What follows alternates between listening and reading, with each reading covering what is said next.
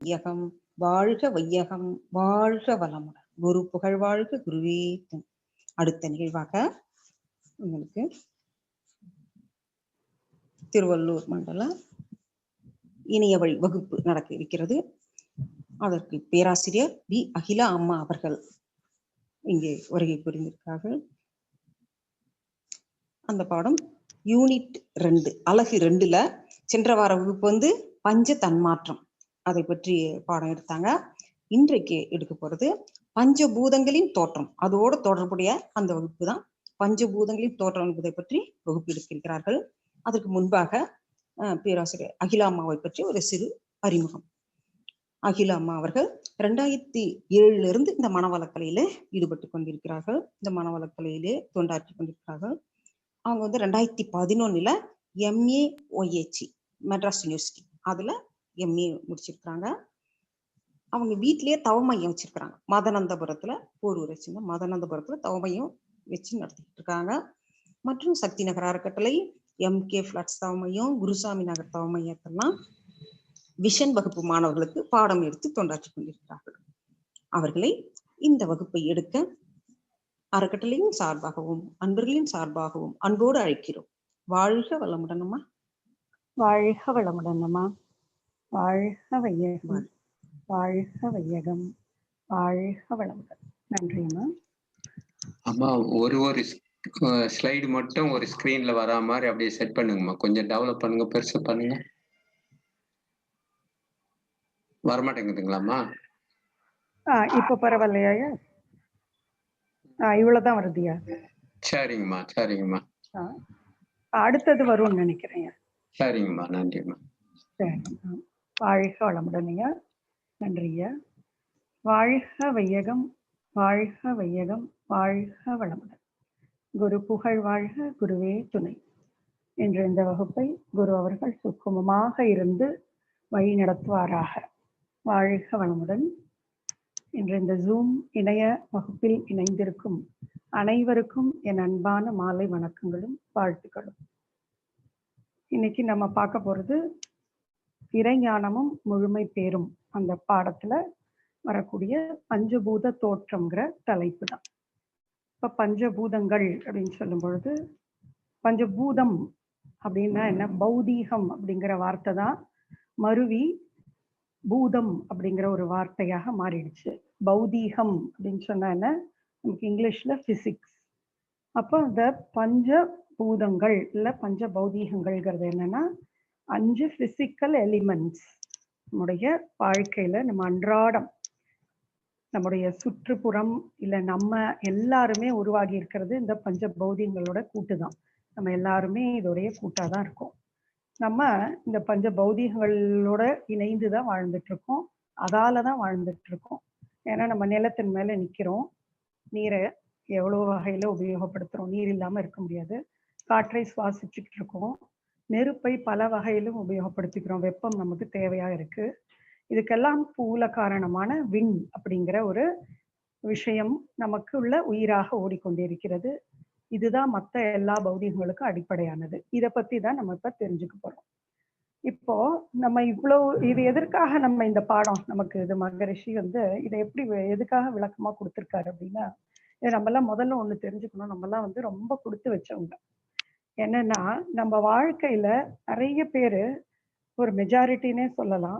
எதற்காக இந்த பூமியில வந்தோம், எதற்காக வாழ்கிறோம், எப்படி போகும் பொழுது எந்த ஒரு ஞானமுமே இல்லாம இந்த மிருகங்களை மாதிரியே வாழ்ந்துட்டு முடிஞ்சிடுறாங்க. ஆனா பாருங்க, நம்ம மனவளக்கலை அப்படிங்கிற ஒரு இதுல நம்ம நுழைஞ்சவங்கெல்லாம் ரொம்ப ரொம்ப ரொம்ப புண்ணியம் பண்ணவங்க, கொடுத்து வச்சவங்கன்னே சொல்லலாம். ஏன்னா நமக்கு எல்லாத்தையும் ஆதியோடு அந்தமாக விஞ்ஞானத்துடன் இணைந்த மெய்ஞான விளக்கமாக மகரிஷி கொடுத்திருக்காரு. எங்கிருந்து நம்ம வந்தோம், எப்படி வாழ்ந்து கொண்டிருக்கிறோம், எதோடு வாழ்ந்து கொண்டிருக்கிறோம், நமக்கு உயிர்னா என்ன, மனம்னா என்ன, நம்மை சுற்றி இருக்கக்கூடிய அந்த பொருட்கள், இறைநிலைனா என்ன, முக்கியமாக அது, இப்படி எல்லாத்தையும் நமக்கு அடிப்படையிலேருந்து நமக்கு நல்ல புரியிற மாதிரி ஒரு பாமரர்களின் தத்துவ ஞானின்னு அவரை சொல்றதுல சந்தேகமே இல்லை. எல்லாருக்கும் புரியிற மாதிரி ரொம்ப ரொம்ப அழகாக நமக்கு எல்லாத்தையும் விளக்கியிருக்காரு. இதுல ஒரு தலைப்பு தான் நமக்கு பஞ்சபூதங்களோட தோற்றம். நம்ம பஞ்சபூதங்களோட தான் நம்ம வாழ்ந்துட்டு இருக்கோங்கிறத நம்ம பார்த்தோம். இப்ப இந்த பஞ்சபூதங்களுடைய தொகுப்பு தான் இந்த பிரபஞ்சம் முழுவதும். நம்ம எதை பார்த்தாலும் நம்மளும் அதால ஆகியிருக்கவங்க தான். நம்மை சுற்றி இருக்கக்கூடிய பொருட்கள், செயற்கையோ, இயற்கையோ எதுவாக இருந்தாலும் அது இந்த பஞ்சபூதங்களுடைய கூட்டு தான். அதனால நம்ம அத பத்தி தெரிஞ்சுக்கிறது எவ்வளவு நல்ல ஒரு விஷயம். இப்போ நம்ம புதுசா ஒரு இடத்துக்கு குடி போறோம்னு வச்சுக்கோங்க. அங்க நம்ம பழகுற வரைக்கும் நமக்கு எப்படி இருக்கும்? ஒரு மாதிரி இருக்கும். ஆனா, அங்க சுத்தி இருக்கிறவங்கள நம்ம தெரிஞ்சுக்கிட்டோம்.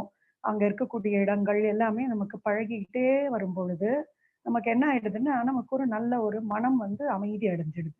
அது மாரி நம்ம இந்த உலகத்துல, இந்த பிரபஞ்சத்துல இருக்கோம். நம்ம எதோடு சேர்ந்து இருக்கிறோம்? எதை உபயோகப்படுத்திக் கொண்டிருக்கிறோமோ, அத பத்தின அறிவில்லாம நம்ம ஞானம் இல்லாமல் நம்ம செஞ்சுட்டு இருக்கிறத விட, நம்ம அதை பற்றி பூரணமாக தெரிந்து கொண்டு நம்ம அதோட பழகிட்டு இது பண்ணிட்டு இருந்தோம்னா, நமக்கு அது எவ்வளவு ஒரு நல்ல விஷயமாக இருக்கும். மனம் நமக்கு அமைதி அடையும். பஞ்சபூதங்கள்னா இதுதான். இதால தான் நம்ம ஆகியிருக்கோம். இதால தான் மத்த பொருட்களும் ஆகியிருக்கு. அப்படிங்கிறது தெரிஞ்சு, அது எப்படி வந்தது அப்படிங்கிற ஆதியிலிருந்து நம்ம தெரிஞ்சுக்கிறதுங்கிறது, நமக்கு ரொம்ப ரொம்ப நமக்கு வாழ்க்கையில நல்ல நலம் பயக்கும். இதனால தான் நமக்கு மகரிஷி ஒரு தவமே குடுத்திருக்காரு. பஞ்சபூத நவக்கிரக தவம் அப்படின்னு நம்ம அத செஞ்சிருப்போம். பஞ்சபூதங்கள் மேல தவம் பண்றது எதற்காக அப்படின்னா, அதன் மேல தவம் செய்ய செய்ய செய்ய நமக்கு அதோடு ஒரு பழக்கம். அதாவது அதுவும் நாமும் இணையக்கூடிய ஒரு தன்மை வரும். அதனால நமக்கு இந்த பஞ்சபூதங்களால எந்த ஒரு தீமையும் வராமல், அதோடு இணக்கமாக இருந்து, அதால் எப்பொழுதும் நன்மையே பெறக்கூடிய வகையில நம்மை மாற்றிக்கொள்வோம். இப்போ நம்ம பஞ்சபூதங்கள் எப்படி தோன்றியது அப்படிங்கிறத தான் பார்க்க போறோம். இப்ப பஞ்சபூதங்களை நம்ம வடமொழியில என்ன சொல்றாங்கன்னா, பிருத்வி, அப்பு, தேயு, வாயு, ஆகாசம் அப்படின்னு சொல்றாங்க. இத தமிழ்ல நிலம், நீர், நெருப்பு, காற்று, விண் அப்படிங்கிறாங்க. இங்கிலீஷ்ல நிலம் லேண்ட், நீர் வாட்டர், நெருப்பு ஃபயர், காற்று ஏர், அந்த விண் அப்படிங்கிற வெளியை ஸ்பேஸ் அப்படின்னு சொல்றாங்க. இந்த பஞ்ச பௌதீகங்களை பத்தி தான் நம்ம பார்க்க போறோம். இப்போ இதெல்லாம் எப்படி தோன்றுதுன்னு விஞ்ஞானம் என்ன சொல்லுது? இப்ப என்ன மகரிஷியோடது எல்லாமே விஞ்ஞானமும் மெய்ஞானமும் இணைந்த ஒரு விளக்கம் தான். இப்போ நம்ம ரெண்டையும் சேர்த்து தான் பார்க்க போறோம். இப்ப தனியாக விஞ்ஞானம் என்ன சொல்லுது அப்படின்னா, நம்ம இதுக்கு முன்னாடி இந்த பாடங்கள்லாம் இப்ப நம்ம கேட்கறதுனால இதை பத்தி எல்லாம் யோசிக்கிறோம். நம்ம சாதாரணமா அன்றாட வாழ்க்கையில நம்ம என்னைக்காவது யோசிச்சிருப்போமா? நிலம் எப்படி உருவாகி இருக்கும்? யாராவது சில பேர் யோசிச்சிருக்கலாம். ஆனா ஒரு முக்கியமா நிறைய பேர், ஒரு மெஜாரிட்டின்னு பாத்தீங்கன்னா, நம்ம இதுக்கு யோசிக்கிறதுக்கான நேரமும் நமக்கு கிடைக்கிறது இல்ல, வாய்ப்பும் கிடைக்கிறது இல்ல. நம்ம பாட்டுக்கு அதுல அப்படியே வாழ்ந்துட்டு இருக்கோம். ஆனா இப்போ இந்த ஒரு பாடம் அப்படின்னு வரும்பொழுது, நம்ம இதுல ஒரு அழகா நமக்கு மகரிஷியுடைய விளக்கங்கள் கேட்கக்கூடிய ஒரு சந்தர்ப்பம். இப்போ நம்ம விஞ்ஞானம் என்ன பண்ணுது அப்படின்னு கேட்டிங்கன்னா, எதையுமே எப்படி பார்க்கும் அதுன்னா, நிறைய ரிசர்ச், எக்ஸ்பெரிமெண்ட். இது நிறைய ஒரு ஆராய்ச்சிகள்ல ஈடுபட்டு, அதுக்கு ஒரு கான்கிரீட் ப்ரூஃப், ஒரு நல்ல ஒரு திடமான ஒரு ஆஹ் அவங்களுக்கு ஒரு இது கிடைக்கிற வரைக்கும் அவங்க அதை விட மாட்டாங்க. எதையும் நம்ப மாட்டாங்க. அவங்களுக்கு எல்லாத்துக்கும் ப்ரூஃப் வேணும். அப்போ அவங்க எப்படி இப்ப போயிட்டு இருக்காங்க அப்படின்னா, எதிலிருந்து இவ்வளவும் உருவானது? ஏதோ ஒண்ணுத்துல இருந்து தானே ஆரம்பிச்சிருக்கணும். அது எது அப்படிங்கிறத அவங்க எப்படி போறாங்கன்னா, எல்லா பொருட்களையும் பகுத்து பகுத்து பகுத்து பார்த்து என்ன பண்ணிட்டாங்க, மாலிக்யூல், ஆட்டம்க்கு வந்தாச்சு. ஆட்டம்ல எலக்ட்ரான்ஸ், புரோட்டான், நியூட்ரான்க்கு வந்துட்டாங்க. அதையும் பகுத்து பார்க்கிறாங்க. அது ஒரு இறை, நமக்கு சொல்ற ஒரு இதுல ஒரு ஒரு பார்ட்டிகள், ஒரு துகள்கள் அப்படிங்கிற ஒரு நிலைக்கு வந்துட்டாங்க அவங்க. இது வரைக்கும் கண்டுபிடிச்சிருக்காங்க. அதுக்கு பேர் ஹிக்ஸ் போசன் அப்படிங்கிறாங்க. அந்த துகள்கள் வரைக்கும் வந்துட்டாங்க. இந்த துகள்கள் எங்கிருந்து வந்தது அப்படிங்கிற அதை கண்டுபிடிக்கக்கூடிய ஆராய்ச்சியில தான் இப்போதைக்கு ஈடுபட்டு இருக்காங்க. இது எங்கே இருந்து வந்திருக்கும்? அவங்களுக்கு இந்த பிரபஞ்சத்துல டார்க் மேட்டர் அப்படிங்கிற ஒரு மொத்தமா பிரபஞ்சத்துல மெஜாரிட்டி என்ன இருக்கு அப்படின்னு பாத்தீங்கன்னா, இந்த டார்க் மேட்டர்ங்கிற ஒரு கருமையான ஒரு பொருள் இருக்கு. அது என்னங்கிறத அவங்களால இன்னும் அதை சரியானபடி அவங்களால விளக்க முடியல. அவங்க அதைத்தான், அதுக்கான ஆராய்ச்சியில தான் அவங்க ஈடுபட்டிருக்காங்க. என்ன பண்ணிட்டு இருக்காங்க அப்படின்னா, இப்போ உங்களுக்கு CERN ஒரு அமைப்பு கேள்விப்பட்டிருப்பீங்க, CERN. அது யூரோப்பியன் யூனியன்ல நியூக்ளியர் ரிசர்ச் ஆர்கனைசேஷன். அந்த நம்ம இந்த மாதிரி விஷயங்களை பத்தி ஆராய்ச்சி பண்ணுவதற்கான ஒரு அமைப்பு. அது எங்க இருக்கு அப்படின்னு கேட்டிங்கன்னா, நாங்க இதுல சுவிட்சர்லாந்து அந்த பார்டர்ல ஜெனீவா அந்த இதுல ஒரு நிறைய கணக்கான பணத்தை செலவு பண்ணி அவங்க அங்க ஆராய்ச்சி கூடம் அமைச்சிருக்காங்க, CERN அப்படின்னு. அதுல என்ன பண்ணிருக்காங்கன்னா, லார்ஜ் ஹேட்ரான் கொலைடர் அப்படின்னு ஒரு ஒரு பெரிய ஒரு ஒரு மெஷின் மாதிரி வச்சுக்கோங்களேன், அதை ஒண்ணு நிறுவி அதுல அவங்க என்ன ஆராய்ச்சி பண்ணிட்டு இருக்காங்கன்னா, இந்த புரோட்டான் பார்ட்டிகிள், இந்த பீம் மாதிரி புரோட்டான் பீம்ஸ்னு 2 பீமை வந்து அப்படியே மோத விடுறாங்க. மோத விட்டால் அவங்க என்ன நினைக்கிறாங்கன்னா, இது வந்து அந்த ஒரிஜினலா எங்கிருந்து அது வந்ததோ அந்த நிலைக்கு அது போயிடும். அதை வச்சு இது எங்கிருந்து வந்ததுன்னு கண்டுபிடிக்கலாம் அப்படிங்கிற ஒரு ஆராய்ச்சியில ஈடுபட்டுட்டு இருக்காங்க. இன்னும் அவர்கள் இதுவா சொல்லல, தெளிவாக இதுதான் இங்கிருந்து தான் இதெல்லாம் வந்ததுன்னு சொல்லல. இப்ப நம்ம மெய்ஞானத்துல இப்ப மகரிஷி என்ன பண்ற, நம்ம மெய்ஞானம் மூலமாக, அதாவது தவத்தின் மூலமாக மன அலைச்சல் குறைய குறைய குறைய அவருக்கு பிரபஞ்ச ரகசியங்கள் வெளிப்பட்டதுனால நம்ம இப்ப எங்க இருந்து வரோம், இவங்க வந்து பின்னாடில இருந்து போறாங்க. அதாவது ஒரு ஒரு பொருட்கள் அதை அப்படியே பகுத்து பகுத்து மாலிக்யூல், ஆட்டமோட எலக்ட்ரான், புரோட்டான், நியூட்ரான், இதெல்லாம் எங்க இருந்து வந்தது, அது அந்த ஹிக்ஸ் போசன்கிற பார்ட்டிகிள், அந்த பார்ட்டிகிள் எங்க இருந்து வந்ததுன்னு போறாங்க. இப்ப நம்ம பார்க்க போற பஞ்சபூதங்களோட தோற்றம் நம்ம எங்க இருந்து வரப்போறோம்னா, ஆரம்பத்தில இருந்து வரப்போறோம். பஞ்சபூதங்கள் எப்படி வந்தது அப்படின்னா, இந்த நிலம், நீர், காற்று, விண், இது வந்து எப்படி வந்ததுன்னு பார்க்க போறோம். இப்போ முதல்ல வந்து இறைத்துகள் அப்படிங்கிற ஒரு விஷயம். இது எங்கிருந்து வந்தது அப்படின்னா, இறைநிலை. இறைநிலைங்கிறதுல இருந்து இறைத்துகள் உண்டானது. இப்படிதான் நம்ம ஒன்னொன்னா ஆரம்பத்திலிருந்து எப்படி இங்க பஞ்சபௌதியங்களாச்சுன்னு பார்க்க போறோம். முதல்ல இறைநிலை. இறைநிலைங்கிறது என்ன அப்படின்னு பாத்தீங்கன்னா, சுத்த வெளி. மகரிஷி என்ன சொல்றாரு, சுத்த வெளி அப்படிங்கிற ஒன்றுமே இல்லாத, இதுதான் ஆரம்ப நிலை நம்ம இப்ப சொல்லிட்டு இருக்கிறது. இப்ப நம்மளை சுத்தி இருக்கிறது கூட சுத்த வெளிதான். ஆனா இதுல எல்லாமே இருக்கு பாருங்க, பொருட்கள், நம்ம ஒரு பொருட்டுக்கும் இன்னொரு பொருளுக்கும் நடுவுலதான் வெளி. அப்படி இல்லாத நாம இப்ப சொல்லிட்டு இருக்க சுத்த வெளி வந்து எதுல இருந்து இதெல்லாம் வந்ததுன்னு பார்க்க போறோம். அந்த சுத்தவெளி எப்படி இருந்தது, ஒன்றுமே இல்லாத கருமையான ஒரு வெளி, தூய வெளி அப்படின்னு வச்சுக்கோங்க. இந்த தூய வெளி என்ன ஆயிருக்கு அப்படின்னா, அப்படியே அந்த சுத்த வெளியில பார்க்கறதுக்கு ஒண்ணுமே இல்லாத ஒரு இடம் தான் அது. ஆனா அது கிட்ட 2 ஆற்றல்கள் இருந்தது. என்ன அப்படின்னா, தன்னைத்தானே இறுக்கிக் கொள்ளக்கூடிய செல்ஃப் கம்ப்ரெசிவ், இது வந்து மகரிஷியுடைய வார்த்தைகள், செல்ஃப் கம்ப்ரெசிவ் ப்ரெஷர் ஃபோர்ஸ். இன்னொன்னு செல்ஃப் சரவுண்டிங் ப்ரெஷர் ஃபோர்ஸ், சூழ்ந்தழுத்தும் ஆற்றல், தன்னைத்தானே இறுக்கிக் கொள்ளக்கூடிய ஆற்றல். தன்னைத்தானே இறுக்கிக் கொள்ளக்கூடிய ஆற்றல் பேர் என்ன, செல்ஃப் கம்ப்ரெசிவ் ப்ரெஷர் ஃபோர்ஸ். சூழ்ந்து அழுத்தும் ஆற்றலுக்கு பேர் என்ன, செல்ஃப் சரவுண்டிங் ப்ரெஷர் ஃபோர்ஸ் அப்படிங்கிறாரு. இது ரெண்டுமே ஒண்ணுதான், புரிஞ்சுக்கிறதுக்காக 2 விதமாக சொல்றாரு. இந்த மாதிரி ஒரு அழுத்தம்ங்கிற ஒரு ஆற்றலோட இருந்துதான் எது, இந்த சுத்த வெளி. இந்த சுத்த வெளி இப்படி இருந்தது. என்ன ஆச்சு அப்படின்னா, அது தன்னைத்தானே இருக்கிடுச்சு. ஏன்னா அது இருக்கிறதுக்கு வேற ஒரு பொருள் அங்க இல்ல. அதுகிட்ட அவ்வளவு ஒரு ஆற்றல் அடங்கி இருக்கிறதுனால அது என்ன பண்ணுச்சு, தன்னைத்தானே இருக்கிக்குது. இருக்கினதுனால என்ன ஆச்சு, எதையுமே இறுக்கம் அதிகமானா நொறுங்கி விடும். அந்த மாதிரி நொறுங்கி இறை துகள்களாக மாற்றம் பெற்றது. இந்த இறை துகள்களுக்கு பேர் என்ன சொல்றாங்க இங்கிலீஷ்ல, ஈத்தர் பார்ட்டிகல்ஸ். கிட்டத்தட்ட இந்த நிலைக்கு சயின்ஸ் வந்திருக்கு. ஆனா இன்னும் கண்டுபிடிக்கல எங்கிருந்து இந்த ஈதர் பார்ட்டிகல் வந்தது அப்படிங்கறத அவங்க இன்னும் கண்டுபிடிக்கல. நம்ம இப்ப சுத்த வெளி அப்படிங்கிறதுல இருந்து வந்ததுன்னு மகரிஷியுடைய விளக்கம். இப்போ அந்த சுத்த வெளியானது இந்த மாதிரி 2 ஒரு ஆற்றல், அழுத்தம்ங்கிற உந்தாற்றலை தான் 2ஆ பிரிச்சு சொல்றாரு. செல்ஃப் கம்ப்ரெசிவ் ப்ரெஷர் ஃபோர்ஸ், தன்னிருக்க ஆற்றல், செல்ஃப் சரவுண்டிங் ப்ரெஷர் ஃபோர்ஸ், சூழ்ந்தழுத்தும் ஆற்றல். தன்னிருக்க சூழ்ந்தழுத்தும் ஆற்றலால தன்னைத்தானே நொறுக்கிக்கிட்டு என்னவாயிடுச்சு, அப்படியே துகள்கள் ஆயிடுச்சு. இறை துகள்கள்னு பேர் அதுக்கு. காட் பார்ட்டிகிள்ஸ், ஈதர் பார்ட்டிகிள்ஸ் இப்படின்னு சொல்லலாம் நம்ம.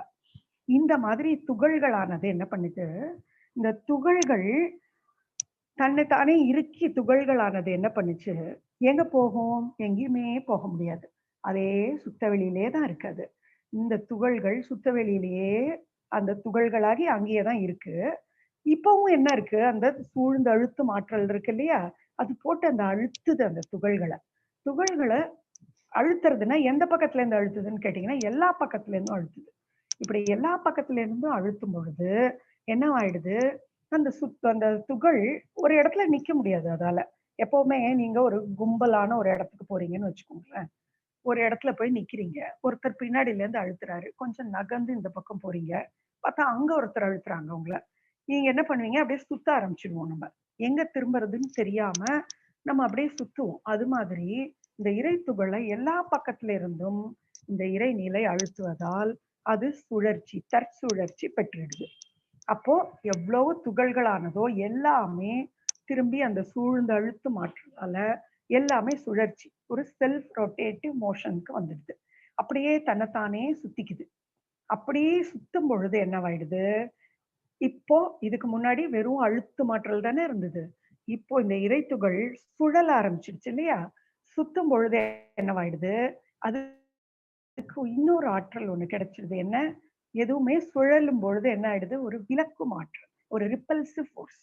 இவ்வளவு நேரம் ஒரு அப்படியே கம்ப்ரெசிவா இருந்தது, இப்போ ரிப்பல்ஸ் ஆக ஆரம்பிச்சிடுச்சு. ஒரு விலக்கும் ஆற்றல் அந்த ஒரு ஒரு இறைத்துகளுக்கும் கிடைச்சிருச்சு. இதைத்தான் இப்ப சொல்றாங்க பாருங்க, காந்தம். இறைநிலையோட தன்னிருக்க சூழ்ந்த அழுத்தத்தால் என்ன ஆயிடுது, தற்சுழற்சி பெற்று இயங்கிக் கொண்டிருக்கும் துகள்களை பிரபஞ்சத்துல நம்ம எதன்னு சொல்றோம், காந்தம்னு சொல்றோம். இதைத்தான் காந்தம், மேக்னெட்டிசம் அப்படின்னு சொல்றோம். இப்போ அதையே நம்ம மேக்னெட்டிசம்னு சொல்றோம். இங்க பாருங்க, அடுத்தது இறைநிலையே துகள்கள் தம்மை சூழ்ந்தழுத்த ஏற்பட்ட தற்சூழல் தான் இறைநிலையின் இரண்டாம் தன்மாற்றம் என்ற காந்தமாகும். முதல் தன்மாற்றம் என்ன, இறை துகள்கள். இரண்டாம் தன்மாற்றம், இதுல நீங்க ஒரு வார்த்தையை கவனிக்கணும், தன்மாற்றம் அப்படின்னா என்னன்னா செல்ஃப் டிரான்ஸ்பர்மேஷன். இப்போ இது வரைக்கும் எல்லாமே பிரபஞ்சத்துல தோன்றதுல எவல்யூஷன் அப்படின்னு தான் சொல்றாங்க. எல்லா சயின்ஸ் அப்படிதான் சொல்லுது. டார்வினோட தியரி கூட எவல்யூஷன் அப்படின்னா பரிணாமம் அப்படிங்கிற ஒரு வார்த்தை தான் படுத்தப்பட்டு வந்தது.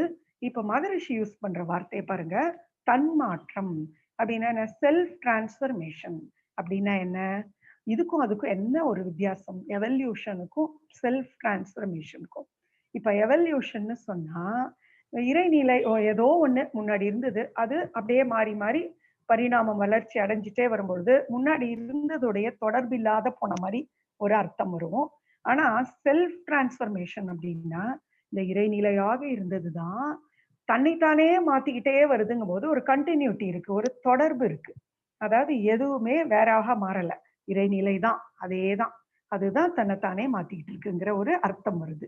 அதான் செல்ஃப் டிரான்ஸ்பர்மேஷனுக்கும் எவல்யூஷனுக்கும் ஒரு வித்தியாசம், இருக்கக்கூடிய ஒரு நுண்ணிய வித்தியாசம். இப்போ இந்த செல்ஃப் டிரான்ஸ்பர்மேஷன் ஆனதுல முதல் செல்ஃப் டிரான்ஸ்பர்மேஷன் என்னாச்சு, தன் மாற்றம் என்ன, இறைநிலை இறை துகள்களாக மாற்றம் பெற்றது. அடுத்து இப்ப என்னவாது, காந்தம். அது என்னது காந்தம் அப்படின்னா, இப்ப இறைநிலை என்ன பண்ணுது, இறைநிலை தன்னைத்தானே நொறுக்கி துகள்களாகிட்டு எங்க போச்சு, எங்கேயும் போல, இறைநிலை அந்த சுத்தவெளியிலேயே தான் இருக்கு. இறைநிலை இறை துகள்களாகி சுத்தவெளியிலே இருக்கு. அது போட்டு அழுத்துறதுனால இப்ப சுழல ஆரம்பிச்சதுன்னு பார்த்தோம். சுழலும் பொழுது அதுகிட்ட ஒரு விலக்கு மாற்றலும் வருது. அது சுழன்றாலும் எங்க போய் உரசிக்கும் அப்படின்னு கேட்டீங்கன்னா, அது போய் அந்த இறைநிலையில உரசிட்டே இருக்கும். உரசும் பொழுது அந்த இறைநிலையிட்ட இருக்கக்கூடிய அவ்வளவு ஆற்றலும் அந்த இறை துகளுக்கு பாஞ்சிடுமா. பாஞ்சு என்னவாயிடுது, அது அதுக்கு ஒரு பேராற்றல் கிடைத்து அது காந்தமாக மாற்றம் பெறுதான். இப்போ இறைநிலை இறை துகள் இது ரெண்டும் தான் இருக்கு. இது எங்க பார்த்தாலும் நீக்கமர நிறைஞ்சிருக்கு. இந்த இறைநிலையும் இறை துகள்களும் இது என்ன பண்ணுது, இது சுத்தி சுத்தி உரசி உரசி உரசி உரசி பெரும் ஆற்றல் பெற்று காந்த களமாக மாறிடுது. இதுக்கு பேரு என்ன காந்தம்னா, மாற்றத்திற்கு உட்படாத காந்தம், அன்மானிஃபெஸ்டட் மேக்னட்டிசம் அப்படின்னு சொல்லலாம் இங்கிலீஷ்ல. இப்போ இப்படிப்பட்ட காந்த களமாக இந்த பிரபஞ்சம் முழுவதும் நிறைந்திருக்கு. இதுதான், இததான் பிரணவம்னு சொன்னாங்களாம் அந்த காலம் அப்போ முன்னோர்கள். என்ன பிரணவம்னா என்ன? இறைநிலையும் இறை துகள்களும் கூடிய ஒரு நிலை. இந்த இறைத்துகள் சுத்தி சுத்தி சுத்தி அதுல உரசி உரசி உரசி அப்படியே அலையாக மாற்றம் பெற்று பெற்று பெற்று அப்படியே நிறைந்திருப்பதுதான் பிரணவம்ங்கிற நிலையம். இப்ப பாருங்க, இது இந்த இறைநிலை இடம் பொருள் இயக்கம் ஏவல்னு சொல்லலாம். இயக்கத்தை இடமாக பொருளாக இயக்கமாக மூணா மாறிடுச்சு. இப்போ இறை நிலை இடமாகவும் இருக்கு, அதோடைய இறை துகள் சுத்தி அது பொருளாகவும் மாற்றம் பெற்றிருக்கு. அப்புறம் அது சுழல ஆரம்பித்து இயக்கமாக மாற்றம் பெற்று 3 வகை தன்மாற்றங்களை அடைந்து, எது இறைநிலையே இப்போ 3 வகை தன்மாற்றங்களாக அடைஞ்சிருக்கு. இததான் இது பாருங்க மறைப்பொருட்கள்னு சொல்றோம். ஏன் மறைப்பொருட்கள்? இதுல எதையாவது நம்மளால பார்க்க முடியுமா? எதையுமே பார்க்க முடியாது. இறைநிலைங்கிற சுத்தவெளி, இறை துகள், இந்த காந்தமாக மாற்றம் பெற்ற நிலை, இது மூன்றையும் மறைப்பொருட்கள்னு சொல்றோம். இது பேர் இப்ப என்ன? அன்மானிஃபெஸ்டட் மேக்னட்டிசம், மாற்றத்திற்கு உட்படாத காந்தமாக இருக்குது. இதுதான் இப்போ இது ஒரு நிலை. இப்ப அடுத்த ஸ்டேஜுக்கு போறோம். இப்ப நம்ம என்ன பார்த்துட்டு இருக்கோம்? எப்படி பஞ்ச பௌதீகங்கள் உருவானதுங்கிறத பார்த்துட்டு இருக்கோம். அதுல ஒரு ஸ்டேஜாக பார்த்துட்டு இருக்கோம். அதுவும் விஞ்ஞானம் பின்னாடியில இருந்து போது, நம்ம மெய்ஞானம் இது விஞ்ஞான விளக்கமும் சேர்ந்ததுதான் நம்ம முன்னாடியில இருந்து வரும். எது ஒரு ஆரிஜினோ, எது மூலமோ, அந்த மூலத்திலிருந்து நம்ம வந்துட்டு இருக்கோம். இறைநிலை, இறைத்துகள், இப்பொழுது காந்தம். அடுத்தது இப்ப பாருங்க விண்ணுங்கிற நிலை. அது என்ன விண் அப்படின்னு கேட்டீங்கன்னா, இப்போ இந்த இறைநிலை தெரியும் உங்களுக்கு, சுத்தவெளி தெரியும், அது நொறுங்கி துகள்களாகி இறை துகளானது தெரிஞ்சது. இப்ப இந்த இறை துகள்கள் சூழ்ந்த அழுத்தத்தால மறுபடியும் சுழல ஆரம்பிச்சதுன்னு தெரியும். சரி, சுழலும் போது அதுக்கு ஒரு விலக்கு ஆற்றல் இருக்கு அப்படிங்கறதும் நம்ம இப்ப பார்த்தோம். இந்த விலக்கு ஆற்றல் என்ன அப்படின்னு கேட்டீங்கன்னா, அதுக்கு ரொம்ப பெருசா இருக்காது. இப்ப இந்த விலக்கு ஆற்றல் இருந்தாலே என்னவாகும்? எதுவும் கிட்ட நெருங்க முடியாது. இது நமக்கு தெரியும். இப்ப நம்மளே சாதாரணமா நம்ம அன்றாட வாழ்க்கையில யாராவது ரொம்ப கோபமா இருக்காங்கன்னு வச்சுக்கோங்களேன், மன அலைச்சூழல் அதிகமா இருக்கிறவங்க அப்படின்னு பாருங்களேன், அவங்க கிட்ட விலக்கு ஆற்றல் அதிகமா இருக்கும். எப்படி அப்படின்னா, மன அலைச்சூழல் அதிகமா இருக்கும் பொழுது கோபமா இருக்காங்க அவங்க, இல்ல உணர்ச்சி வசப்பட்டு இருக்காங்க போது யாராவது கிட்ட நெருங்குவோமா? மாட்டோம். யார் அமைதியா அன்பா இருக்காங்களோ அவங்க கிட்ட போகதான் நம்ம ஆசைப்படுவோம். அதே மாதிரி இந்த தற்சுழற்சியில் இருக்கக்கூடியது வேகமா சுத்தும் பொழுது எதுவுமே நெருங்க முடியாது. அப்படி இறை துகள்களானது வேகமா சுத்திட்டு இருக்கு. ஏன்னா அதுகிட்ட அது அந்த இறைவெளியில உரசி உரசி முதல்ல வேகம் அதிகமா இருக்கும். அப்புறம் கொஞ்சம் குறையும் பொழுது இந்த இறை துகள்கள் மத்த சூழ்ந்த அழுத்தத்தால என்ன ஆகுதுன்னா, இறை துகள்களை கூட ஆரம்பிச்சிடுது. ஒண்ணுத்துக்கு ஒண்ணு வேகம் குறைந்ததெல்லாம் கொத்தாக கூடி லட்சக்கணக்கான இறை துகள்கள் ஒன்றாக கூடி ஒரு கொத்து கொத்தாக இயங்க ஆரம்பிச்சிடுதான். இதுக்கு பேர் தான் என்ன சொல்றாங்க? விண். இந்த படத்தை பாருங்க. இந்த விண் அப்படிங்கிற ஒரு தோற்றம். இந்த விண்ணை இதெல்லாம் இறை துகள்கள் கொத்தாக இயங்கி கொத்து கொத்தாக இயங்கக்கூடிய லட்சக்கணக்கான, நம்மளால இதெல்லாமே ஒரு புரிஞ்சுக்கிறதுக்காக நம்ம இதெல்லாம் சொல்றோமே தவிர, இதெல்லாம் நம்மளால கற்பனையே பண்ண முடியாத ஒரு வேகம், கற்பனை பண்ண முடியாத ஒரு விஷயம் இதெல்லாம். இப்படி கொத்தாக இயங்க ஆரம்பிச்சதுக்கு பேர் தான் என்ன சொல்றாங்க? விண் அப்படிங்கிறாங்க. இந்த விண் அப்படிங்கிறது இங்க பாருங்க, கொத்து கொத்தாக இயங்குகிறது. இதெல்லாம் இறை துகள்களின் கூட்டு இயக்கம் தான் விண். எப்படி அது கூட்டு சேர்ந்தது? கொஞ்சம் வேகம் குறைந்த இறை துகள்கள்லாம் சேர்ந்து சேர்ந்து சேர்ந்து விண்ணாக இயங்க ஆரம்பிச்சிருது. சரி, இந்த விண்களுடைய இயக்கம் எப்படி இருக்கும் அப்படின்னு கேட்டீங்கன்னா, அதுக்குள்ள இருக்கக்கூடிய துகள்களுடைய வேகம் என்னவோ, இவ்வளவு துகள்கள் சேர்ந்திருக்கு இல்லையா, அப்ப அந்த விண்ணோட வேகமும் அதுக்கு ஏற்ற மாதிரி இருக்கும். அப்போ முதல்ல ஆரம்பிச்ச விண்ணுக்கு நல்ல வேகம் இருக்கும். இப்ப பாருங்க, இந்த விண் அப்படிங்கிறது விண்ணாக மாற்றம் பெற்ற பிறகு இந்த விண்கள் என்ன பண்ணுது அப்படின்னு கேட்டீங்கன்னா, கொத்து கொத்தாக இறை துகள்கள் இயங்க ஆரம்பிக்குது. இந்த விண்ணும் இப்படிதான், இறை துகள் என்ன பண்ணுச்சோ அதே மாதிரிதான். இந்த விண் ஆரம்பிக்கும் பொழுது என்ன பண்ணுது? வேகமா அதுவும் சுத்திட்டே இருக்கு இந்த விண்களும். இது சுத்தும் பொழுது என்னவாகுது? அதிலிருந்து இறை துகள்கள் அங்க நிக்க முடியாம நிறைய இறை துகள்கள் கொஞ்சம் கொஞ்சமாக அப்படியே வெளியேறிக்கொண்டே இருக்குமா. இந்த வெளியேறிக்கொண்டே இருக்கக்கூடிய இந்த இறை துகள்கள் என்ன பண்ணுது? அப்படியே வெளியில அலை போல வெளியில சுத்தவெளியோடு கலக்கிறது.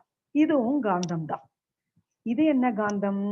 இது மேனிஃபெஸ்டட் மேக்னட்டிசம், மாற்றத்திற்கு உட்பட்ட காந்தம்னு சொல்லலாம்.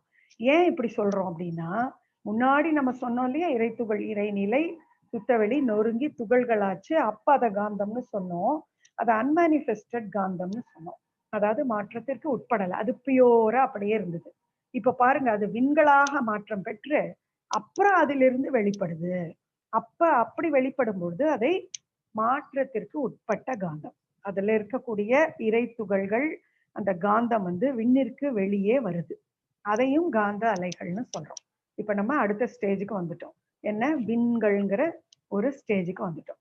சுத்தவெளி நொறுங்கி இறை துகள்கள் கூடி கொத்தியக்கமாக விண்கள் அப்படிங்கிற ஸ்டேஜுக்கு வந்துட்டோம். இப்போ இந்த விண்கள் என்ன பண்ணுது? இதுக்கும் எதிர்ப்பு ஒரு விலக்கும் ஆற்றல் இருக்கும். இந்த விண்கள் என்ன பண்ணும்?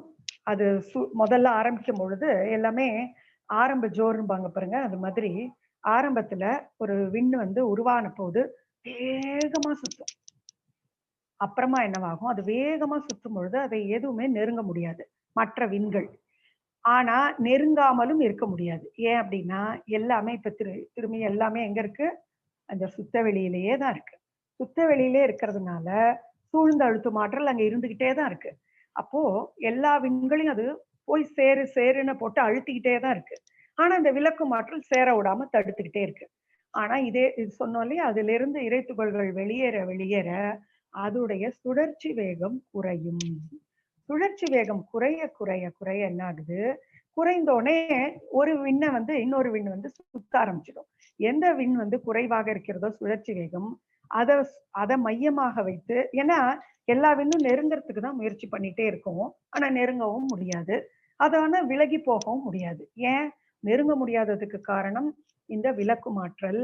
விலக முடியாததுக்கு காரணம் அந்த சூழ்ந்து அழுத்தும் இறைநிலையோட சூழ்ந்து அழுத்தும் ஆற்றல். அப்போ ஏதோ ஒரு வகையில இது இயங்கிதான் ஆகணும். அப்ப என்ன ஆயிடுது? இயற்கையிலேயே இந்த ஒரு விண் எது கொஞ்சம் சுழற்சி குறைந்ததோ, வேகம் குறைந்ததோ, அந்த விண்ணை மையமாக வைத்து சில விண்கள் சுத்த ஆரம்பிக்கும். அதை இன்னும் கொஞ்சம் வேகமா இருக்கிற விண்கள் சுழல ஆரம்பிக்கும். இப்படியாக ஒரு மாற்றம் நிகழ்வுகள் நிகழ்ந்து கொண்டே இருந்ததால் என்னவாகுது? இந்த விண்கள் கூடி கூடி இயங்க ஆரம்பிச்சது. இறை துகள்கள் கூடி இயங்க ஆரம்பிச்சதுனால விண்கள் உருவாச்சா? இப்ப விண்கள் கூடி இயங்க ஆரம்பிக்கக்கூடிய ஒரு நிலை வந்தாச்சு. சுத்தவெளியோட தண்ணீருக்கு சூழ்ந்தழுத்து மாற்றலால் இறை துகள் தற்சுழற்சி பெறுவதோடு அதுக்கு விலக்கும் ஆற்றல் வந்தது. இந்த ஆற்றலே அதுக்கு எதிர்ப்பு ஆற்றலாக மாறியது. இப்போ இந்த விண்கள் என்னவாக மாறுது? வேகமா சுத்திட்டு இருக்க விண்ணை நம்ம என்னன்னு சொல்றோம்? எலக்ட்ரான்ஸ் அப்படின்னு சொல்றோம். இன்னும் கொஞ்சம் அந்த எலக்ட்ரானுக்கு எடை என்னன்னு பாருங்க. 9 × 10⁻28 கிராம்ஸ் அப்படின்னு சொல்றாங்க. அதுக்கு ஒரு தற்சுழற்சி வேகம் நம்ம வச்சுக்கலாம் 90,000 சுழற்சிகள் ஒரு வினாடிக்குன்னு வச்சுக்கலாம். இப்போ பாருங்க, அதுக்கு பேரு எலக்ட்ரான். எது வேக வேக வேக வேகமா சுத்துதோ அதற்கு பேர் எலக்ட்ரான். அடுத்தது இதுல இருந்து இறை துகள்கள் வெளியேறி கொஞ்சம் அதோடைய சுழற்சி வேகம் குறையும் பொழுது அதுக்கு பேர் என்ன சொல்றாங்க? புரோட்டான். இந்த புரோட்டான்கள் இந்த எலக்ட்ரானை விட எடை அதிகம். அதோடைய சுழற்சி வேகம் 75,000 ஒரு வினாடிக்கு 75,000 சுழற்சின்னு அப்படிங்கிற வகையில குறைஞ்சிடுது அதோடைய சுழற்சி வேகம். அடுத்தது பாருங்க, இன்னும் குறைய அதுக்கு பேரு நியூட்ரான். அது எல்லாமே விண்ணுதான். வேகமா சுத்தினா அதுக்கு பேர் எலக்ட்ரான். கொஞ்சம் வேகம் குறைந்தால் புரோட்டான். அதையும் விட வேகம் குறையும் பொழுது இதுக்கு இன்னும் அதிகமான எடை கூடுது. அதோடைய சுழற்சி வேகம் குறைய எடை கூடுகிறது. ஏன் அப்படின்னு கேட்டீங்கன்னா, எதுவுமே வேகமா இருக்கும் பொழுது அதோடைய எடை தெரியாது. இப்ப பாருங்க, நல்ல நம்ம ஒரு சாதாரணமா ஒரு வண்டி, அது பின்னாடி பில்லியன்ல யாரையோ உட்கார வச்சுட்டு போறோம்னு வச்சுக்கோங்க. அவங்க ஒரு உயிருடன் இருக்கக்கூடிய ஒரு நபர், ஒருத்தரை உட்கார வச்சுட்டு போறோம்னா அவங்க பேலன்ஸ் பண்ணி நல்லா உட்காந்துருந்தா எடையே தெரியாது பாருங்க, ஈஸியா ஓட்டிட்டு போகலாம். இதுவே ஒரு அரிசி மூட்டையை அப்படிங்கிற ஏதாவது ஒரு மூட்டையை ஏற்றி பின்னாடி உட்கார வச்சீங்கன்னா உங்களுக்கு எப்படி இருக்கும்னா எடை அதிகமாக தெரியும். அது மாதிரி எப்பவுமே வேகம் அதிகமாக இருக்கக்கூடிய விஷயங்கள்ல எடை வந்து குறைவாக தெரியும். அது மாதிரி இந்த எலக்ட்ரான், புரோட்டான், நியூட்ரான், அடுத்தது இந்த விண்களே தான் இது மாதிரி மாற்றம் பெற்று கடைசியாக மொத்தமா எல்லா இறைத்துகளும் வெளியேறிடுச்சுன்னா அதுவே கருந்துளையாக மாற்றம் பெறுகிறது. அது எப்படியே சுத்தவெளியோடு கரைந்து கரைந்து சுத்தவெளியாகவே மாற்றம் பெறும் நிலைக்கு பேரு தான் கருந்துளை. இப்போ நம்ம எங்க வந்திருக்கோம், எந்த ஸ்டேஜுக்கு வந்துட்டோம்? சுத்தவெளி, இறைத்துகள், இறைத்துகள் விண்களாகி அந்த விண்கள் எப்படி எப்படி மாற்றம் பெறுகிறதுங்கிறத பார்த்துட்டு இருக்கோம் நம்ம. எலக்ட்ரான், புரோட்டான், நியூட்ரான், கருந்துளை. எலக்ட்ரான்ங்கிறது என்ன? அத எலக்ட்ரான பேரன்னு சொன்னா, ஏன்னா பேரனுக்கு வேகம் அதிகம். அடுத்தது புரோட்டான அப்பான்னு சொல்லிக்கலாம், வேகம் கொஞ்சம் குறைஞ்சிடும். நியூட்ரான தாத்தான்னு சொல்லிக்கலாம், ஏன்னா அவருக்கு இன்னும் வேகம் குறைவு. அப்புறம் மொத்தமாக ஒன்றுமே இல்லாத நிலை, எல்லாம் மறைந்து விடுகிற நிலை வந்து கருந்துளை. இப்ப இந்த அளவுக்கு நம்ம வந்துட்டோம். அடுத்தது பாருங்க, மூலகங்கள். மூலகம் அப்படின்னு நம்ம சொல்றது எது அப்படின்னு கேட்டீங்கன்னா, இந்த ஒரே வகை அணுக்களோட கூட்டை மூலகம்னு சொல்லலாம், எலிமெண்ட்ஸ்னு சொல்லிக்கலாம். இப்போ இந்த மூலகங்கள் எப்படி உருவாகுதுன்னு கேட்டீங்கன்னா, இந்த விண்கள் சொல்றோம் இல்லையா, இந்த விண்கள் வேகம் குறைந்த ஒன்றை சுத்தி இன்னொன்னு வந்து சுத்த ஆரம்பிச்சிருச்சுன்னா அது மூலகமாக மாற்றம் பெறுகிறது. இப்ப இந்த சுத்த வெளிங்கிறோம் இல்லையா, அதுக்கு மகரிஷி என்ன தன்மைகள் சொல்றாரு அப்படின்னு கேட்டீங்கன்னா, வற்றா இருப்பு, பேரறிவு, பேராற்றல், காலம் அப்படிங்கிறாரு. இந்த வற்றாத இருப்பு, பேரறிவு அப்படிங்கிறாரு பாருங்க. இந்த பேரறிவோட இயங்கிட்டு இருக்கு இதெல்லாம், நம்ம இதை ஞாபகம் வச்சுக்கணும். இந்த பேரறிவு என்ன பண்ணுது, இப்படியெல்லாம் அது வந்து பண்ணிட்டு இருக்கு. இறை துகள்களாக சுருங்கி அது வந்து இறை துகள்களாக நொறுங்கி அந்த இறை துகள்கள் விண்களாக மாற்றம் பெற்றதா. இப்போ அதுக்கு எவ்வளவு அறிவு இருக்கு, அதனால அது எத்தனையோ கற்பனை, எவ்வளவோ வகையாக அது மாற்றம் பெற்றுக்கொண்டே இருந்தது. அப்போ ஒரு விண்ணை இன்னொரு விண்ணு சுத்துது, அப்புறம் 2 விண் சுத்துது, இப்படி நிறைய பெர்மியூட்டேஷன் காம்பினேஷன்ல நிறைய மாற்றங்கள் பெற்றதுனாலதான் மூலகங்கள் உருவாச்சு. இப்போ விஞ்ஞானிகள் ஒரு 118 மூலகங்கள் சொல்றாங்க, எலிமெண்ட்ஸ். இப்போ இது மாதிரிதான் மூலகங்களானது உருவானதுன்னு மகரிஷி சொல்றாரு. அப்ப ஆரம்பத்துல இருந்து வந்தோம். சயின்ஸ் படி பார்த்தா, சயின்ஸ் என்ன சொல்லுதுன்னா, ஸ்டார்ஸ்ங்கிற நட்சத்திரங்கள்ல அதோடைய நடுப்பகுதியில நியூக்ளியர் ஃபியூஷன் அப்படிங்கிற ஒரு நிகழ்வு உண்டானதால் மூலகங்கள் உருவானதுன்னு சயின்ஸ் சொல்லுது. இப்ப நமக்கு மகரிஷி என்ன சொல்றாரு, இப்படிதான் உருவானது, எப்படி ஆரம்பத்துல இருந்து சொல்லிட்டே வர்றாரு. இந்த மூலகங்கள் என்ன பண்ணுதுன்னா, இந்த எலிமெண்ட்ஸ்ங்கிறது பேரணு. இப்ப நீங்க இன்னொன்னு தெரிஞ்சுக்கணும், நம்ம இப்ப பார்த்த இறை துகளை நுண்ணணுன்னு சொல்லலாம். அடுத்தது நம்ம பார்த்த விண்ணை அணுன்னு சொல்லலாம். இப்ப நம்ம பார்த்து கொண்டிருக்கக்கூடிய மூலகத்தை பேரணுன்னு சொல்லலாம். நுண்ணணு, அணு, பேரணு, இறை துகள், விண், மூலகம்.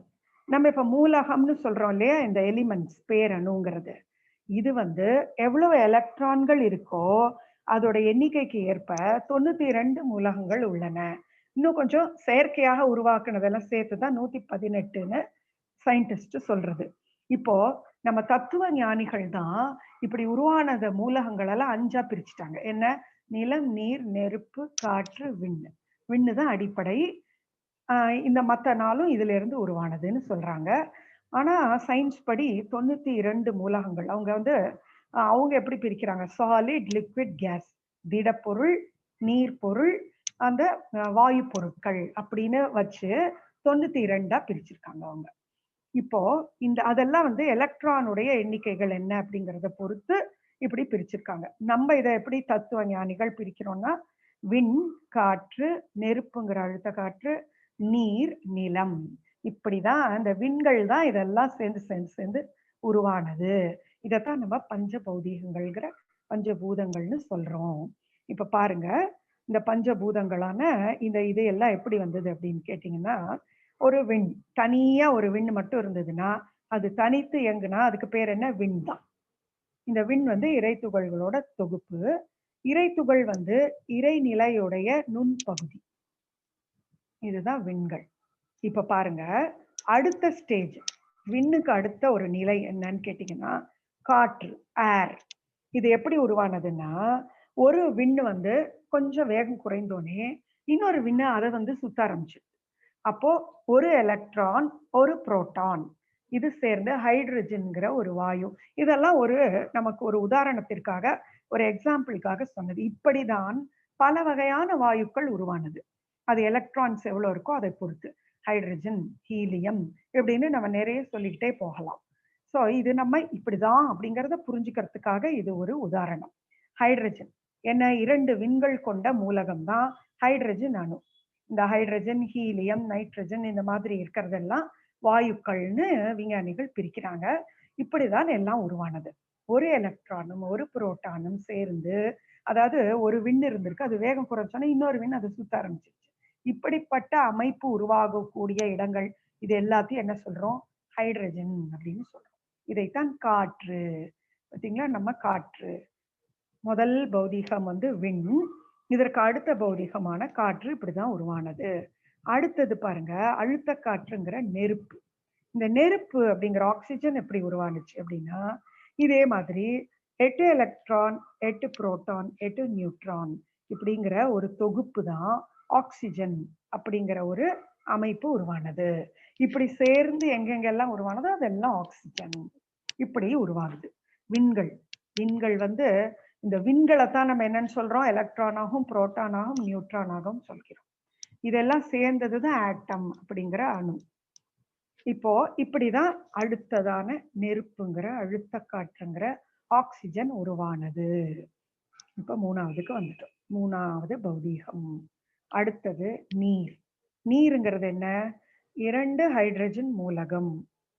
ஹைட்ரஜன்ங்கிற மூலகம் 2ம் ஒரு ஆக்சிஜன் மூலகமும் சேர்ந்ததுதான், அது ஒரு 2 ஹைட்ரஜன் ஆட்டம்ஸும் ஒரு ஆக்சிஜன் ஆட்டமும் சேர்ந்துதான் நீர், H2O அப்படிங்கிற ஒரு மூலகம் உருவானது. இப்படிப்பட்ட நீர்ம பொருட்களும் இப்படி பலவிதமான கூட்டுக்களால் நிறைய இந்த மாதிரி மூலகங்கள் ஒன்று கூடி நிறைய திரவ பொருட்கள் உண்டாகின. இப்ப அடுத்த 4வது பௌதீகத்துக்கு வந்திருக்கோம். அடுத்தது 5வது பௌதீகமான இந்த நிலம்ங்கிற திடப்பொருள் எப்படி வந்ததுன்னா, இந்த நீர் மூலகங்கள் நெருங்கி எங்க நீரே, இப்ப நம்ம தண்ணி தான் ஐஸாக மாறிடுது இல்லையா, திடமாக மாறுது. அந்த மாதிரி இந்த நீர் மூலகங்கள் இதே மாதிரி விண்களுடைய வேகம் குறைய குறைய குறைய எல்லாம் சேர்ந்து சேர்ந்து சேர்ந்து, ஏன்னா எதுவுமே விலகி போக முடியாது இந்த பிரபஞ்சத்துல, எல்லாத்தையும் சேர்த்து சூழ்ந்து அழுத்தி கொண்டே இருக்கிறது இந்த சுத்தவெளி. அப்போ இப்போ இந்த நீர் மூலகங்கள் கொஞ்சம் வேகம் குறைந்ததெல்லாம் கூடி கூடி கூடி திடப்பொருட்கள் உண்டானது, சாலிட். அதுதான் நிலம்னு நம்ம சொல்லிக்கிறோம். நம்ம எந்த சாலிடையும் நம்ம நிலம்னு சொல்லிடுவோம் இப்போ தத்துவ ஞானத்துல. இப்படிதான் நிலம் அப்படிங்கிற ஒரு விஷயம் உருவானது. இப்போ நம்ம இது ஒரு தொகுப்பாக நம்ம இப்ப பார்க்கலாம். மொத்தத்துல முதல்ல என்ன இருந்தது, சுத்த வெளிதான் இருந்தது. இந்த சுத்த வெளியே என்னவாக மாற்றம் பெற்றது, தன்னைத்தானே நொறுக்கி கொண்டு, எதனால், self compressive self surrounding pressure force அப்படிங்கிறதால அது என்ன பண்ணிது, தன்னைத்தானே நொறுக்கி கொண்டது. இறைநிலை தன்னைத்தானே நொறுக்கி கொண்டது. இதால என்ன ஆச்சு, இறை துகள்களாக மாற்றம் பெற்றது. இந்த இறை துகள்கள் என்ன பண்ணுச்சு, இறை துகள்கள் மறுபடியும் அந்த சூழ்ந்த அழுத்தத்தால கொத்து கொத்தாக இயங்க ஆரம்பிச்சது. அதுக்கு பேர் என்ன சொன்னோம், விண் அப்படின்னு சொன்னோம். இந்த விண்கள் அப்படிங்கிறது லட்சக்கணக்கான இறை துகள்கள் கூடிய தொகுப்பு. அதாவது so many ether particles, அவங்க இதெல்லாம் சேர்ந்து உருவானதுதான் விண். விண்ணை வந்து வேதான் அப்படின்னு சொல்லலாம், இன்ஃபினிட்சிமல் எனர்ஜி பார்ட்டிகள்னு சொல்லலாம் இந்த விண்கள் அப்படிங்கிற வந்து ஒரு நிலைய. இந்த விண்கள் என்ன பண்ணுது, அடுத்தது இந்த விண்கள் கூடி கூடிதான் ஒரு ஒரு நெருங்கி நெருங்கி இயங்க, விண்கள் வேகம் குறைந்த விண்ணை வேகம் அதிகமான விண்கள் சூழ்ந்து சுத்தி சுத்தி வந்து இயங்க ஆரம்பிக்கும் பொழுது அதற்கு திணிவு அதிகமாக கொஞ்சம் கொஞ்சமாக காற்றாக, நீராக, நெருப்பாக, நீராக, நிலமாக மாற்றம் பெற்றுக்கொண்டே வந்தது. சரியா, இப்போ நம்ம இதுல இருந்து என்ன தெரியுது அப்படின்னா, இந்த விண்ணுதான் அடிப்படைன்னு நமக்கு தெரியுது. இதோடைய தற்சுழற்சி வேறுபாடு, அதோடைய செல்ஃப் ரொட்டேட்டிவ் மோஷன் அப்படிங்கிறத, அதோடைய ஃபிளக்சுவேஷன்ஸ், அதாவது எது வந்து செல்ஃப் ரொட்டேட்டிவ் மோஷன்ல இருக்கோ அதுக்கு ஒரு ரிப்பல்சிவ் ஃபோர்ஸ், ஒரு விலக்கு மாற்றல் வருது. அந்த விலக்கு மாற்றல் அதிகமா இருந்தா அதுகிட்ட எதுவும் வர முடியாது. அது குறைய குறைய கொஞ்சம் கொஞ்சமாக மற்ற விண்கள், மற்ற அந்த இன்ஃபினிட்சிமல் எனர்ஜி பார்ட்டிகிள், இந்த எனர்ஜி பார்ட்டிகிள்ஸ் கொஞ்சம் கூடி கூடி ஒன்னொன்னாக நம்ம வந்து மாற்றம் பெற்று வந்தது. இப்படி இந்த விண்ணுடைய தற்சுழற்சி வேறுபாடும் அதோடைய விலக்கு மாற்றல் அப்படிங்கிற ரிப்பல்சிவ் ஃபோர்ஸ் தான் இந்த பிரபஞ்சம் முழுவதும், இந்த யூனிவர்ஸ் ஃபுல்லா நம்ம பார்த்துட்டு இருக்கக்கூடிய எல்லா ஆப்ஜெக்ட்ஸ், எல்லா தோற்றங்களுக்கும் காரணம். வேக வேறுபாடு தான் எல்லா தோற்றங்களுக்கும் காரணம் அப்படிங்கிறது நம்ம தெரியுது. ஏன்னா வேகம் அதிகமாக இருந்தால் வெறும் விண்ணு, கொஞ்சம் குறைந்தால் அது வந்து காற்று, இன்னும் குறைந்த வேகமுடைய விண்கள் நெருங்கினால் நெருப்பு, இன்னும் விண்கள் நெருங்க நெருங்க நெருங்க அது வந்து நீர் அப்படிங்கிற வாட்டர், அதுக்கப்புறம் இன்னும் கொஞ்சம் எல்லாம் சேர்ந்து டென்சிட்டி அதிகமாக நிலம்ங்கிற சாலிட். ஸோ இப்படிதான் எல்லாமே உருவானது. இந்த ஹோல் யூனிவர்ஸ், அதாவது இந்த பிரபஞ்சம் முழுவதும் விலக்கு மாற்றலும் அதன் வேறுபாடுகளும் தவிர வேறொன்றும் இல்லை. The whole universe is nothing but repulsive force and its fluctuations. இதோடைய வேக வேறுபாடால தான் இத்தனை தோற்றங்களும் நம்ம பார்க்கிறோம். எல்லாமே தனித்தனியாக நம்ம ஒரு ஒரு பஞ்ச பௌதிகங்களாக மாற்றம் பெற்று அதோடைய கூட்டாக தான் மற்ற எல்லாமே பார்த்துட்டு இருக்க, நம்ம பார்க்கக்கூடிய எல்லா தோற்ற பொருட்களுமே இதால தான் நம்ம அப்படிங்கிறது நம்ம தெரிஞ்சுக்கிறோம். சரி, இப்போ நம்ம இதுல நம்ம ஒண்ணு சில வார்த்தைகள் இப்ப பார்த்தோம். நம்ம இறைத்துகள் அப்படிங்கிறது நுண்ணணு, இறைத்துகள்ங்கிற அந்த ஈதர் பார்ட்டிகிள்ஸ் அப்படின்னு சொல்றது வந்து பேரு நுண்ணணு. வின் அப்படின்னு நம்ம சொல்லக்கூடிய அந்த இன்ஃபினிட்சிமல் எனர்ஜி பார்ட்டிகிளை இங்க அணுன்னு சொல்றோம். ஆனா இந்த அணு வந்து சயின்ஸ்ல சொல்லக்கூடிய ஆட்டம் இல்லை. இதுக்கு அடுத்த ஸ்டேஜ்னு சொல்றோம் இல்லையா, மூலகம், பேரணுன்னு சொல்றோம் இல்லையா, இதுதான் சயின்ஸ்ல சொல்லக்கூடிய ஆட்டம். ஏன்னா ஆட்டம்ல என்ன இருக்கு, எலக்ட்ரான், புரோட்டான், நியூட்ரான். அதோடைய நியூக்ளியஸ்ல புரோட்டானும் நியூட்ரானும் இருக்கு, அதை சுத்தி எலக்ட்ரான்ஸும் சுத்தி வருது இல்லையா. இந்த ஆட்டம் என்ன அப்படின்னீங்கன்னா இதுதான் நம்ம இப்ப சொல்லிட்டு இருக்கக்கூடிய பேரணு அப்படிங்கிற விஷயம். ஸோ இப்ப நம்ம இந்த மாதிரி புரிஞ்சுக்கணும். இந்த விஞ்ஞானம், இது வந்து ஒரு விஞ்ஞான விளக்கம், மெய்ஞான விளக்கம் இரண்டும் சேர்ந்தது தான் இந்த நம்முடைய மகரிஷியுடைய இந்த விளக்கங்கள். பாத்தீங்கன்னா இப்ப நம்ம சொன்ன மாதிரி விஞ்ஞானம் எப்படி பார்த்துட்டே போகுது, இந்த பார்ட்டிகள், இந்த என்னெல்லாம் பொருட்கள் இருக்கிறதோ அதை பகுத்து பகுத்து பகுத்து அதை வந்து டிஸ்இன்டெகிரேட் பண்ணி பண்ணி பண்ணி பண்ணி கடைசியா ஆட்டம்க்கு போய் ஆட்டமை டிஸ்இன்டெகிரேட் பண்ண எலக்ட்ரான், புரோட்டான், நியூட்ரான், இந்த எலக்ட்ரான்ஸ் எல்லாம் டிஸ்இன்டெகிரேட் பண்ணா என்ன பார்ட்டிகள் வந்தது அப்படின்னு அதை பார்த்து ஹிக்ஸ் போசன் பார்ட்டிகள்னு கண்டுபிடிச்சு இது எங்கிருந்து வந்தது அப்படிங்கிற பார்க்குற ஆராய்ச்சியில தான் இன்னமும் ஈடுபட்டு இருக்கு. இன்னும் ஒரு தெளிவான முடிவுக்கு வரல, அவங்க ஒரு இதுக்கு வரல. நம்ம வந்து ஆரம்பத்திலிருந்து பார்த்தோம், நம்ம சுத்த வெளியிலிருந்து எப்படி தெரிஞ்சது இது, இந்த பிரபஞ்ச ரகசியம், இந்த பிரபஞ்சம் இப்படிதான் தன்மாற்றம் அடைந்தது, இப்படிதான் சுத்த வெளிதான் தன்னைத்தானே மாத்திக்கிட்டு இந்த பிரபஞ்சமாக இருக்குது. இந்த 5 எலிமெண்ட்ஸ்னு சொல்லக்கூடிய இந்த நிலம், நீர், நெருப்பு, காற்று அப்படிங்கிற விஷயங்களாக விண்ணாக மாற்றம் பெற்றதுங்கிறது எப்படி வந்து மகரிஷி இப்படி அவருக்கு வந்து இவ்வளவு தெளிவாக சொல்கிறார்னா, இவர் மெய்ஞானத்தால் உணர்ந்தது. அவரு தன்னைத்தானே இந்த மன அலைச்சலை குறைத்து குறைத்து குறைத்து குறைத்து போக போக இந்த பிரபஞ்ச ரகசியம் அவருக்கு வெளிப்பட்டு இப்படிதான் வந்திருக்கணும் அப்படிங்கிற ஒரு இதுக்கு போய் அவர் அதை விஞ்ஞானத்தோடு இணைத்து நமக்கு இப்படிதான் ஆயிருக்குங்கிறத சொல்றாரு. ஸோ இப்படிதான் நமக்கு பஞ்ச பௌதீகங்கள் உருவானது. இப்ப பாருங்க, இந்த விஞ்ஞானம் எப்போது நிறைவு பெறும், எப்போ ஒரு ஃபுல்லி, இப்ப விஞ்ஞானம் இல்லாத மெய்ஞானம் குருடு, இதை ஐன்ஸ்டீனே சொல்லியிருக்காருன்னு சொல்றாங்க. அதாவது நம்மளுடைய மெய்ஞானம் வந்து விஞ்ஞானம் அடிப்படை இல்லாம இருந்ததுன்னா அது ஒரு குருடு, அதாவது கண்ணு தெரியாத ஒரு இது மாதிரி. Science without religion, without science is blind, science without religion is லேம் அப்படின்னு அவர் சொன்னதாக சொல்றாங்க. மெய்ஞானம் இல்லாத விஞ்ஞானம் நொண்டி. அப்போ இது இரண்டும் எப்போ வந்து சேர்ந்து கைகோர்த்து இணைந்து இருக்கும் அப்படின்னா, இப்ப பாருங்க, நம்ம மகரிஷி அதை ரெண்டுத்தையும் இணைச்சிட்டாரு. எப்படி அப்படின்னு கேட்டீங்கன்னா, இந்த விஞ்ஞானப்படி என்ன ஆகுனா, எனர்ஜி இது வரைக்கும் நியூட்டனுடைய காலத்துல 4 வகை சொல்லிட்டு இருந்தாங்களாம். எனர்ஜி, மாஸ், டைம், ஸ்பேஸ் அப்படிங்கிற ஒரு 4 பொருட்கள். சக்தி, எனர்ஜினா சக்தி. மாஸ்னா என்னன்னா பொருள் திணிவு. டைம்னா காலம். ஸ்பேஸ்னா வெளி. இந்த 4 வகை அலகுகள் சொல்லி நியூட்டன் காலத்துல இந்த 4 வகையா பிரிச்சிருந்தாங்க. இந்த பிரபஞ்சத்தையே 4ஆக பிரித்து சொன்னாங்க. இதுல 4 வகையான தாக்கங்கள் இருக்கு. என்ன அப்படின்னு கேட்டீங்கன்னா, இந்த 4 வகை தாக்கங்கள் அப்படின்னா, ஒண்ணு இன்னொன்னுக்கு மேல இம்பாக்ட் பண்றது. இதுல ஒரு பொருளுக்கும் மற்றொரு பொருளுக்கும் இடையே ஏற்படும் உறவும் தாக்கமும். அதாவது நம்ம பிரபஞ்சத்துல பார்க்கக்கூடிய ஒரு ஆப்ஜெக்டும் இன்னொரு ஆப்ஜெக்டும் ஒண்ணுத்துக்கு ஒண்ணு எந்த வகையான இம்பாக்ட் பண்ணிக்குது, எந்த வகையில அது ஒண்ணுத்துக்கு ஒண்ணு தாக்கம் ஏற்படுகிறது அப்படிங்கிற விஷயம், அது ஒரு வகையான தாக்கம். இரண்டாவது, பொருள் வெளி மீது ஏற்படுத்தும் தாக்கம். அதாவது இந்த மாஸ் அப்படிங்கிறோம் இல்லையா, இந்த மேட்டர் இப்படிங்கிறது இந்த வெளிங்கிற ஸ்பேஸ் மீது எந்த வகையான தாக்கம், எந்த மாதிரியான இம்பாக்ட் உருவாக்குது அப்படிங்கிறது ஒரு இரண்டாவது விஷயம். மூன்றாவது, வெளி பொருள் மீது ஏற்படுத்தும் தாக்கம். இந்த ஸ்பேஸ் இந்த ஆப்ஜெக்ட் மீது என்ன மாதிரியான இம்பாக்ட் கொடுக்குது அப்படிங்கிறத பாக்குறது ஒரு விஷயம்.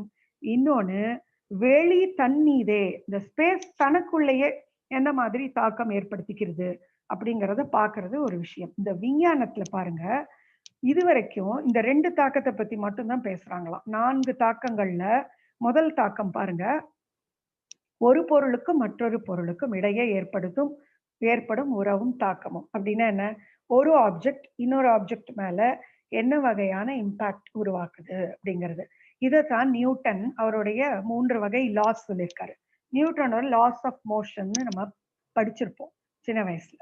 நம்ம வந்து சயின்ஸ் படிக்கும் போது படிச்சிருப்போம். என்ன அதுன்னா, ஒரு பொருள் வந்து முதல் விதி என்ன சொல்லுது, ஒரு பொருள் அது எந்த இயக்கமும் இல்லாம அப்படியே இருந்ததுன்னா, எந்த ஒரு மோஷனும் இல்லாம இருந்ததுன்னா அது அப்படியே தான் இருந்துட்டு இருக்கும்.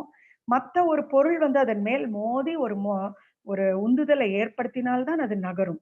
அப்படி நகர ஆரம்பிச்சதுன்னா அது நகர்ந்து கொண்டே இருக்குமா. வேற ஒரு பொருள் அதன் மேல் மறுபடி தாக்கத்தை ஏற்படுத்தி அதை நிறுத்தினா மட்டும்தான் அது நிற்கும், இல்லைன்னா அது நகர்ந்துகிட்டே இருக்கும். ஒண்ணு நகர்வு இல்லாமல் இருந்துகிட்டே தான் இருக்கும். நகர ஆரம்பிச்சதுன்னா நகர்ந்துகிட்டே தான் இருக்கும். இது நகர வைப்பதற்கும் நிறுத்துவதற்கும் வேற ஒரு பொருளுடைய தாக்கம் வேணும். இது பேர் லா ஆஃப் இனர்ஷியான்னு சொல்றாங்க. இதுதான் வந்து நியூட்டனுடைய முதல் விதி. இது எதை பத்தி பேசுது பாருங்க. நியூட்டனுடைய முதல் விதி என்ன சொல்லுது, ஒரு பாடி வந்து if it is at rest it will remain at rest. அது ரெஸ்ட்லயே தான் இருக்கும். if a body is in motion it will remain in motion unless it is acted upon by an external force. ஒரு வெளியிலிருந்து இன்னொரு தாக்கம் வராத வரையில் ஒன்னு ரெஸ்ட்ல இருந்தா ரெஸ்ட்லயே தான் இருக்கும், போய்கிட்டே தான் இருக்கும் அப்படிங்கிறது நியூட்டனுடைய முதல் விதி. அப்புறம் அடுத்த விதியும் இது மாதிரி ஒரு பொருள் இன்னொரு பொருள் மீது ஏற்படுத்தும் தாக்கத்தை பத்தி தான் பேசுது. மூன்றாவது விதி நமக்கு நல்லாவே தெரியும். For every action there is an equal and opposite reaction. ஒரு இயக்கம், ஒரு தாக்கத்திற்கும் ஒரு எதிர்வினை கட்டாயமாக இருக்கும். அதுவும் ஈக்குவல், ஒரு சமமான எதிர்வினை இருக்கு அப்படிங்கறதும் நம்ம இது பார்த்திருக்கோம்.